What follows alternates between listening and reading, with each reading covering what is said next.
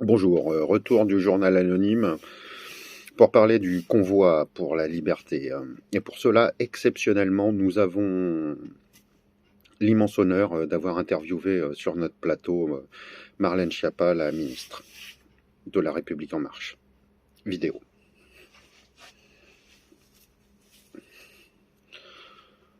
Youpi! Je suis moi, c'est bien moi que je suis. Ministre des Solidarités, des Inégalités, hashtag amour, confusion, discrime, problème en tout genre, tu vois. Bon, un convoi pour la liberté va bloquer la circulation. Mais bon, vous entendez parler les gilets jaunes, là? Il va y avoir des bouchons sur Paris et hipipi pourra, tout ça à cause de la liberté? Tiens, parlons-en. Le bilan carbone de cette opération. Quelqu'un en parle? What? J'entends pas. Bon, combien de voitures électriques dans ces manifestations? Je les cherche. Et pourtant, elles font le 0 à 100 en 2 secondes, en polluant moins que le pet d'une vache dans un pré. Bon. Ok, on consomme pour aller chercher sa baguette assez d'énergie pour alimenter les frigos d'une ville moyenne en Afrique, tout en remplissant les batteries d'énergie sale, alors qu'il fallait juste brancher un panneau solaire dans un champ de cacahuètes. Les Africains sont cons. Il doit y en avoir certains dans ces manifs. Pas tous. D'ailleurs, je respecte les minorités, car je combats certains partis qui ne les respectent plus. Folie.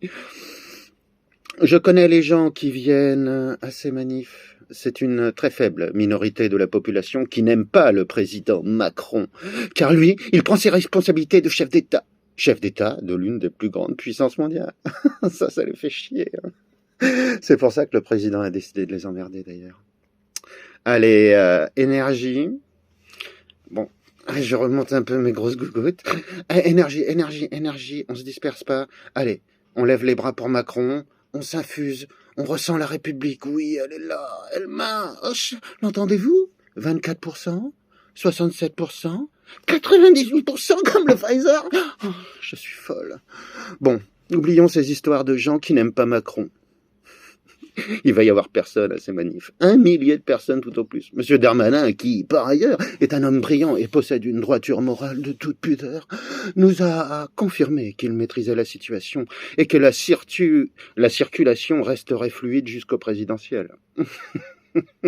Ce n'est pas une bande de routiers islamo-gauchistes soutenus par des mouvements d'extrême droite qui vont faire la loi sur les routes de la capitale. Tu vois un peu le délire, quoi.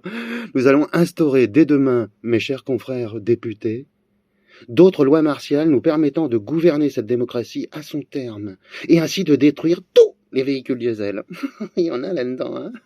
Bon, amis du meilleur goût et de la goutte de sueur qui coule entre les fesses.